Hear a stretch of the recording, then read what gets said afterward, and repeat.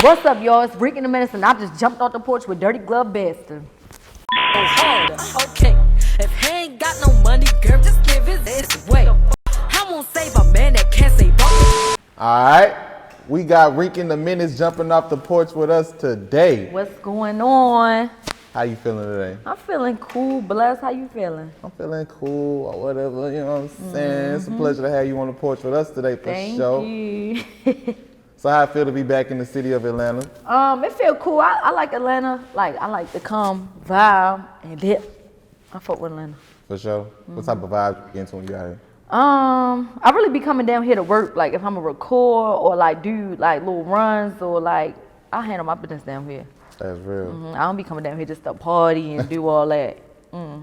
So we've been seeing you do your thing for a minute now. So how does it feel to be able to bounce city to city just off chasing your dreams? It feel cool for real, cause I'm the type like I like to just like I don't like the same thing too much. So I like to fly, see me in other little scenery, see different stuff.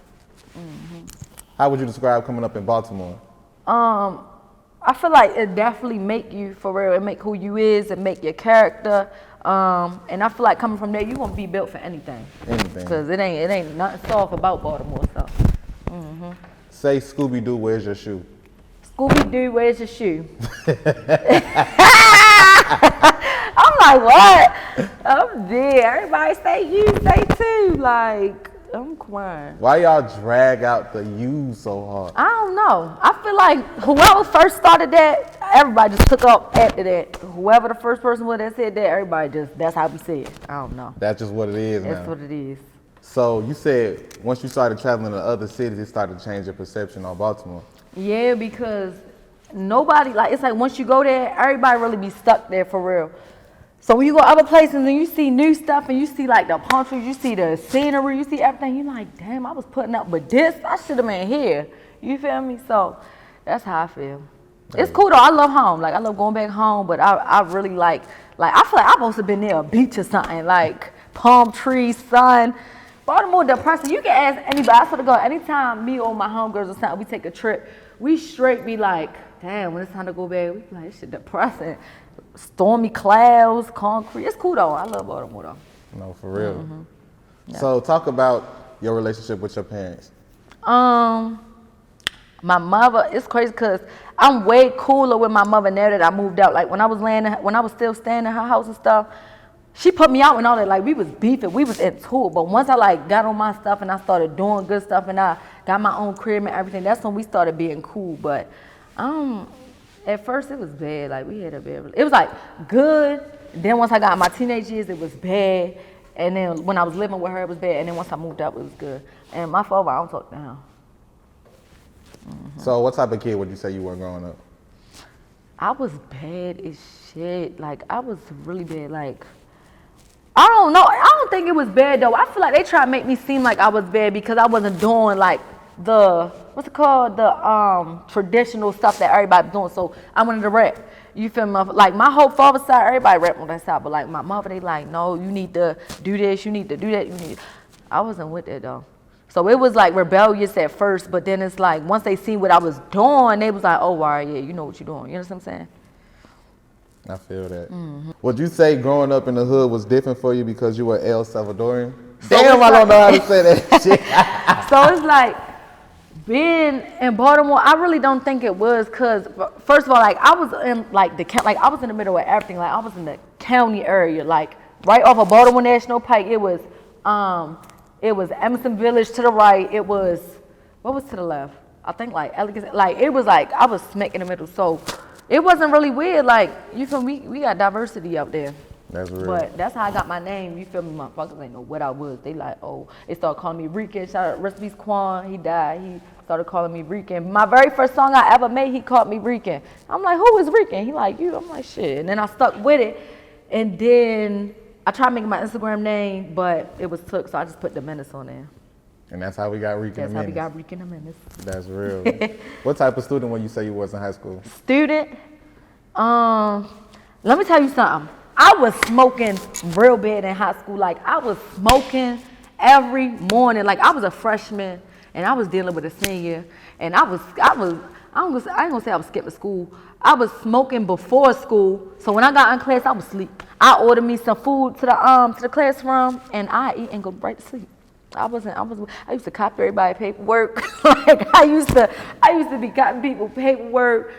I don't even know how I passed. I ain't gonna lie. I don't. For real, I don't know how I passed. Then I had to go to night school. So I only went to high school for real for 2 years. And then and then I did 1 more year of high school. I didn't do whole 4. 2 years of being in school, and then the third year, which is when you're in 11th grade, I did night school. So I went to Milford and Woodlawn High School, and I did all my work at night. And then that's when I first got my car. I was outside. Like, I had the whole day. Went to school for a couple hours at night. I was outside. Oh, that's real. But it allowed you to graduate early. Yeah, but I don't know how. Like, y'all don't understand. Like, I used to be, like, so horrible. Like, I just feel like the stuff they was teaching wasn't not so. I get the scribbling on the damn paperwork. I had to do, like, I had packets of paperwork because I would, like, miss a lot of school sometimes.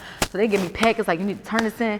Y'all, I will write anything on them papers, like, anything. I said, my teacher looked at it. She was like, is you serious? I'm like, look, I missed all. I don't know what y'all talking about. She straight past me. What type of guidance would you say you would want to have growing up? Guidance? I just feel like I wanted people to teach me more life stuff. Like, I want to know, like what's right from wrong, like, besides going to school and besides, like, you know, like, I really didn't have nobody to teach me how to move out here for real. Like, I had to figure a lot of stuff out on my own. So, yeah, I just wish I had somebody, like, kind of like a mentor a little bit. Would you say you turned out all right, though? Yeah, I feel like, and it's so crazy because I feel like how I grew up was way better because I feel like a lot of people that had everything and just was spoiled and just had a whole bunch, like, some of them people just, I feel like they grew up real spoiled and they don't know how to handle their own now. And I feel like I'm so independent now because I really didn't have nobody for real. So, yeah. And then it's weird because I be thinking that. I be like, if I have kids, like, I would want them, because I ain't gonna lie. I be thinking, like, I want to spoil them. But then I be like, I really want to have them grow up how I grew up so they could be like me and be real independent. But then it's like, I don't want to purposely put them in what I went through. You know what I'm saying? So it's weird. I don't know. That's real. Talk about your first times going viral. I don't like my first times going viral. I ain't gonna lie. Like, I was really the it girl in Baltimore. Like, I was really hurt. I'm sorry, baby. I was really hurt. Like, everything. Sit down. You're doing too much. Relax. Look at the camera. Good boy. Okay, listen. So, I really had, like, a lot of people in my business. Like, anytime I did something, and I was doing nails in Baltimore, like, I was really hurt. So, when was the first time I went viral? I started going up because I had a boyfriend that was popping in Baltimore. He had, like, a little movie out. And then I went viral when I left him and got another boyfriend. And they was like, how you just switch from? Yeah, that's what I do. Like, the fuck, ain't nobody ready to sit here and just, you feel me, sit here and be loyal to a nigga that's doing. And I feel like a lot of people didn't know what was going on with that situation. Like, people just see me hop to a different boyfriend and they ain't know, like, I was getting dragged on. Like, he was cheating from jail. You understand what I'm saying? So when I got a new boyfriend, like, how you cheat from the jail? Had bitches coming to see you and all that. So when I got me a new nigga, they was like, oh, you this and you that. How you gonna do my mans? Like, y'all don't know the whole story. You feel me? Like, I was still doing right, but I just got me another nigga. So that was my first time going viral, like, platinum, when I got me a new boyfriend. And I was going viral for a lot of bad stuff. But then I cleaned it up a little bit, I think. How do you view relationships now that you're older? I just like my peace. Like, I'm not with, like, I show that I'm in a relationship, but I ain't with all that putting people in my business. I'm not with that no more. Like, I feel like when I was young, I just used to overexpose a lot of stuff. Now I'm more like, all right, I'm a grown up. Like, they don't need to know this. You know what I'm saying? No, that's weird. Why do you feel Baltimore lacks the resources to have superstars, as many as they used to probably have back in the day? Because there be a lot of hate in that shit. There be a lot of hate in that shit, and I feel like people got to support each other more. In Baltimore, I feel like if we stick together and we really, like, support each other, we gonna be good. That's how I feel. Straight up. All right. What made you start taking music serious? I started taking music serious after I got shot.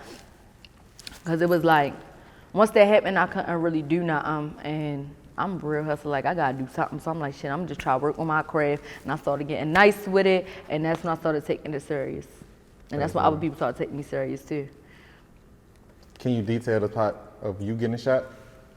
I was in a car and I was with my peoples, and he went to I was with my nigga, and he went to the gas station to no, it's so crazy how it happened, because I sort of go, God really be with me. Like, my doors was unlocked at first. He went to go pay for the gas, and then he comes back and didn't pay for the gas. He came out with chips and shit. I'm like, what the fuck did you do? Because, that's why he came back, because he seen me on his phone. He thought I was going through his phone. So he looking at me through the window of the gas station. He run back because he thought I was going through his phone. So then he come and take his phone. That's when I locked the door, because the door was unlocked before. So I locked the door, and then he went back to pay for the gas. And when I just remember I was in the driver's seat, and he paying for the gas. I mean, he putting the gas in there, and I just hear him say, like, stop playing. Like, he had chips in his hand and stuff. I just hear him say, stop playing. So I turn around, and I'm like, who the fuck is that? Like, I thought that was his homeboy. So I'm like, who the fuck is that? Nigga get the shooting at my damn car. Because he tried to pull the passenger door, and it was locked. So he just get the shooting at my car. I'm like, what the fuck? Like, I ain't know who he was shooting at. I just know I pulled off, because I felt like he was shooting at me because my car was smoking. But I really didn't process what the fuck was going on for real. So I pull off, and I'm looking down while I'm driving away, and I see, like, I'm bleeding and shit, and, like, rips in my arm. And I had, like, I had my watch on. Like, I don't know if he was trying to roll me. I don't know who the fuck it was for real. And as soon as I pulled off, I seen an ambulance right there. I straight hopped out, and I got in the ambulance. I'm like, listen, y'all need to, because I thought he was dead. I thought he was dead. So I'm like, y'all need to go get my friend. He leaking out. He at the gas station down the street. They like, man, we need to get out, because they thought I wasn't injured. They thought I was just like, it was somebody already in the stretcher. So then they looked down, they seen me, and they started cutting my clothes. They see my hand and stuff. And then he ran up, and they wasn't shooting at him. They was shooting at me. I felt so bad because I thought something had happened to him. But yeah, they took me to the hospital, and I ain't gonna lie, that shit ain't hurt till I knew I was ready to live. Like, that's when they was like, you ain't get shot nowhere vital, you good. That's when everything got to hurt, like my finger, my legs. I'm like, damn, I'm ready to die, this shit hurt, the fuck. So now I'm just like, damn, I was so grateful to be here. Like, I could have got shot in my damn chest, my head, my stomach, something that would have killed me, a main artery in my leg. That shit went in and out. I got grazed a couple places, but that was nothing but God. I ain't gonna lie. That was nothing but God right there. How did you look at life differently after that? Cause I'm like, yo, I really could have not been like I wasn't even on my phone at that time. Like, I was just sitting there in the bed. Like, I probably went live like once just cause I was like, what the fuck? I went live, and then cause I posted a picture. I posted a picture in the hospital bed, and I went live. And after that, I really wasn't on my phone that much, cause after I did that, I'm like, damn, I need to like appreciate that I'm here. Like, I was appreciating me being able to breathe, me still being able to walk, me still being able to have my finger. Because at first they tried to tell me my finger was going to get amputated. I'm like, I told the doctor, if I wake up and my finger gone, I'm going to fuck all y'all up. Y'all better not cut my motherfucking finger off. So they did their best they could. My finger crooked as shit, but at least I got that bitch. For real. The fuck. Talk about being, like you saying, the it girl of Baltimore, starting out with doing nails at 14 years old for $10. I was trying to get me some money. Like I said, Baltimore is not no soft ass. You come to school with some dead ass shoes, they in your ass. I'm like, I need to give me some money. Like, I wasn't with that. My mother, she didn't really have it like that. My father wasn't buying me shit. So I'm like, all right, I'm gonna need to do something. I went to, it really started because I wanted my nails done. I went to go get the little nail shit from across the street, and I had stolen it because I ain't had no money. And I tried doing on my nails, that shit came everywhere. It was like just falling on my fingers and stuff. I'm like, damn. So I just started doing more people and just getting nicer and nicer. And then for Christmas, I got like $100 and I bought a nail kit. I spent that whole $100 on nail stuff. And I learned how to do it. I got little designs and stuff, started doing people in my school. And then, yeah, it just went from there. I was like one of the first black nail techs in Baltimore doing it, especially at my age, because I was young. So around my age, I'm the only person doing nails. Everybody come to me for prom, because I'm cheaper. You know, them chanks was charging. So, being that Baltimore is such a hungry hustle city, how did you feel you was gonna take it by storm with the music? Shit, I just did it. Like, I just did it. I'm like, fuck it. They fuck with it, they fuck with it. They don't, they don't. I'm just gonna do me. And that's how I felt with everything. That's how I feel with everything in life. Like, I just do me, and motherfuckers take it how they take it. So did you expect your music to take the city by storm when it did? I didn't at first. Like, when I first started rapping, I'm like, cause I know Baltimore, like, they gonna say you can't rap even if you can. So it's like, I ain't even, I'm just putting this shit on, just to see what it's gonna do. How did you end up landing in the Moneybagg Yo feature on Dome? Boo, my team, shout out to Boo, he put it together for me. So it was like a surprise. Like, I didn't even know he was on it until after he was already on it. How did you feel when you heard the record? I was hyped. I'm like, nigga, you got Moneybagg on there. They gonna be turned. They gonna be turned. I was hyped. That's real. And you also just dropped No Problems not too long ago. Last night, I dropped it, or this morning, because it was 12 a.m. Go stream, want no problems out now. What would you say is the overall message in your music? Get some motherfucking money. Get some money. That's the move. That's the move. Get some money. Get some paper. We ain't dealing with no broke shit. That's the message. For sure. What can we expect from your project? My project, I'm gonna drop a cool amount of songs. I've been working real hard. I can't wait to drop it so they can hear it. I think they're gonna be so surprised, like, she really doing this shit, like, yeah, so I'm about to drop like I'm about to drop like 2 more singles right now. Probably this month. I'm ready to drop 2 more videos. I'm gonna drop an EP. I'm gonna have my fans help me with the name. So yeah, I've been working, the girl been working. Straight up. When can we expect the project? I don't know, when I feel like the time right. When you feel the time gonna be right? When they applying pressure, like we want it now. Like we want it right now. That's when I'm gonna know the time right. For sure. Besides music, what else you be working on? What else I've been working on? His little ass. I'm trying to train him. He shitty as shit. He just shit at a pop before we came here. Like, he shitty as shit, yo. Like, I don't know what's up with him. My baby gotta go. He gotta go. He don't care where we at. I remember one time we got off a flight and I was going to let him use the bathroom before we drove off. But something just told me, like, just hurry up and get in the car. That was the worst decision I could have did. This little nigga get there pissing in my lap. Like, I'm just sitting there and I feel something warm. I had a bodysuit on too, so I couldn't even take it off. I just felt something warm. I'm like, he ain't peeing on me. He did pee on me. But this how I'm working on. I'm trying to train him. He only 13 weeks. He a baby. He must think a man. Any last words and shout outs?